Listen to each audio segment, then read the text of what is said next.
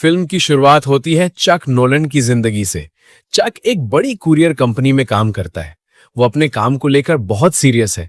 उसके लिए समय सबसे कीमती चीज है। ऑफिस में हम देखते हैं कि चक अपने साथियों को समझाता है, अगर टाइम पर डिलीवरी नहीं हुई तो सब बेकार है।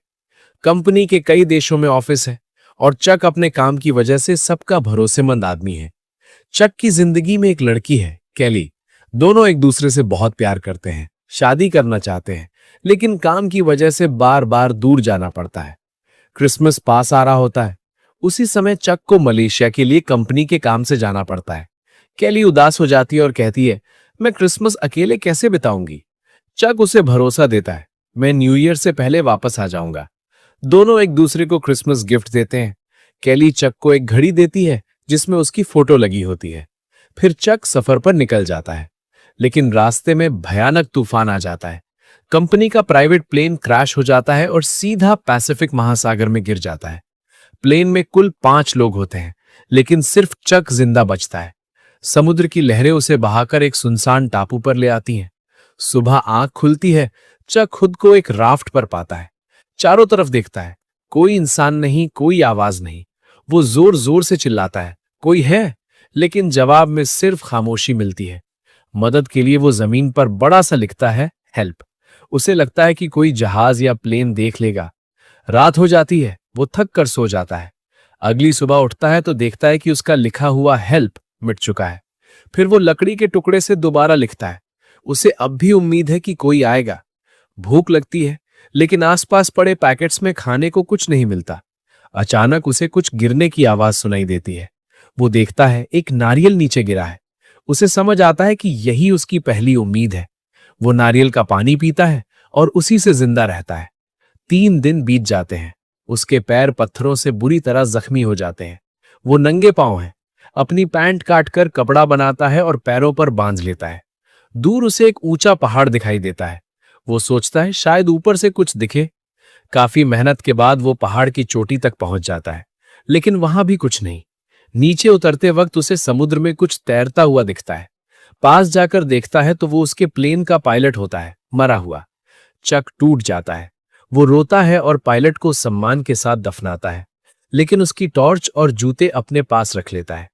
धीरे धीरे चक इस टापू की जिंदगी सीखने लगता है। पत्तों पर जमी ओस की बूंदें पीता है। मछली पकड़ने की कोशिश करता है, लेकिन सफल नहीं होता। अब उसकी जिंदगी बस नारियल का पानी और ओस की बूंदों पर टिकी होती है, और दिल में एक ही सवाल, क्या वो कभी घर लौट पाएगा? चक अब अपनी जिंदगी नारियल के पानी और मछली पर ही चलाता है। एक रात अचानक उसे समुद्र में दूर एक जहाज दिखाई देता है। उसका दिल जोर जोर से धड़कने लगता है। वो बहुत खुश हो जाता है। वो तुरंत अपनी टॉर्च जलाता है और जोर जोर से आवाज लगाने लगता है। लेकिन अफसोस, जहाज आगे निकल जाता है। कोई उसे देख नहीं पाता। अगले दिन चक फैसला करता है कि अब यहां रुकने का कोई मतलब नहीं है। वो उसी राफ्ट से टापू छोड़ने की सोचता है, लेकिन जैसे ही वो समुद्र में आगे बढ़ता है, तेज लहरें उसे घेर लेती हैं। लहरें इतनी जोरदार होती हैं कि वो डूबने लगता है। उसका पैर पत्थरों से टकराता है और खून बहने लगता है। मुश्किल से वो वापस टापू पर पहुंचता है। उसी समय बारिश भी शुरू हो जाती है। उसे एक गुफा दिखती है। वो रात बिताने के लिए अंदर चला जाता है। टॉर्च जलाकर बैठता है, लेकिन पूरी रात जलने से टॉर्च की बैटरी खत्म हो जाती है। अब उसके पास रोशनी का कोई साधन नहीं बचता। आग जलाना भी उसे नहीं आता। कुछ समय बाद वो फिर से कंपनी के बहकर आए पैकेट खोलता है। उसमें बहुत कुछ बेकार होता है, लेकिन एक चीज काम की निकलती है, स्केटिंग के जूते, जिनके नीचे धार लगी होती है। उसी से वो नारियल आसानी से काट लेता है। अब वो लकड़ी भी काट सकता है। वो एक लकड़ी को नुकीला बनाता है और उससे मछली पकड़ने लगता है, लेकिन कच्ची मछली वो खा नहीं पाता। वो आग जलाने की कोशिश करता है, बार बार कोशिश करता है, लेकिन हर बार असफल रहता है। फिर उसे एक उपाय सूझता है। वो 2 अलग अलग लकड़ियों को रगड़ता है। काफी मेहनत के बाद आखिरकार आग जल जाती है। पहली बार उसके चेहरे पर सच्ची खुशी आती है। उसी पैकेट में उसे एक फुटबॉल भी मिलता है। वो अपने खून से उस पर आंख, नाक और मुंह बना देता है। उसे इंसान जैसा चेहरा दे देता है। वो उसे अपना दोस्त बना लेता है और उसका नाम रखता है विल्सन। वो उससे बातें करता है और आग के पास रखकर उसे सुखाता है। एक और बड़ी परेशानी शुरू हो जाती है। चक के दांत में बहुत दर्द रहता है। दर्द इतना बढ़ जाता है कि वो खुद ही दांत निकालने का फैसला करता है। काफी हिम्मत करके वो दांत निकाल देता है और बेहोश हो जाता है। समय बीतता जाता है। 4 साल गुजर जाते हैं। अब चक को जिंदा रहने का हर तरीका आ जाता है।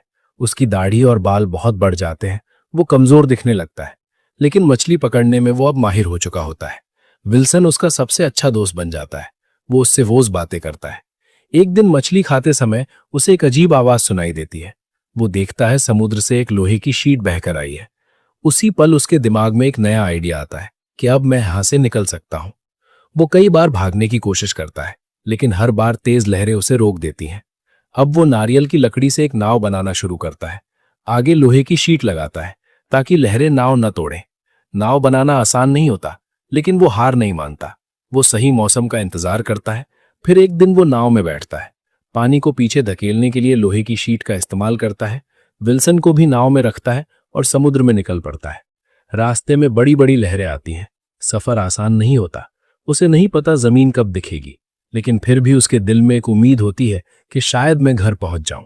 चक अब जिंदगी को समझदारी से जीने लगता है।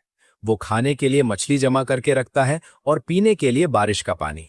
नारियल के खोल में वो बारिश का पानी इकट्ठा करता है और मुश्किल समय के लिए संभाल कर रखता है। सफर के दौरान अचानक चक का सबसे बड़ा सहारा, उसका दोस्त विल्सन, समुद्र में गिर जाता है। जब तक चक समझ पाता है, विल्सन काफी दूर जा चुका होता है। चक बिना सोचे पानी में कूद जाता है। वो पूरी ताकत से विल्सन तक पहुंचने की कोशिश करता है, लेकिन लहरें बहुत तेज होती हैं। वो विल्सन को बचा नहीं पाता। थक हार कर वो वापस राफ्ट पर आ जाता है और जोर जोर से रोने लगता है। 4 साल तक विल्सन उसके साथ था। वो सिर्फ एक फुटबॉल नहीं था, वो उसका दोस्त था, उसका परिवार था। इस नुकसान से चक पूरी तरह टूट जाता है। कई दिनों के सफर के बाद चक बहुत थक चुका होता है। तभी एक जहाज उसके राफ्ट के पास से गुजरता है। नाविक उसे देख लेते हैं और उसकी जान बचा लेते हैं। आखिरकार चक घर वापस लौट आता है, लेकिन सब कुछ बदल चुका होता है। उसके दोस्त, उसके रिश्तेदार सब मान चुके होते हैं कि चक अब इस दुनिया में नहीं है, और कैली अब शादीशुदा होती है। उसकी एक छोटी बेटी भी होती है। चक उससे मिलने जाता है। कैली उसे देखते ही उसे गले लगा लेती है। खुशी और दर्द दोनों साथ बह निकलते हैं। लेकिन अब सब बदल चुका है। कैली की जिंदगी आगे बढ़ चुकी है। चक उसे दी हुई घड़ी वापस करता है, क्योंकि वो कैली के परिवार की निशानी थी। लेकिन घड़ी के अंदर लगी कैली की फोटो वो अपने पास रख लेता है।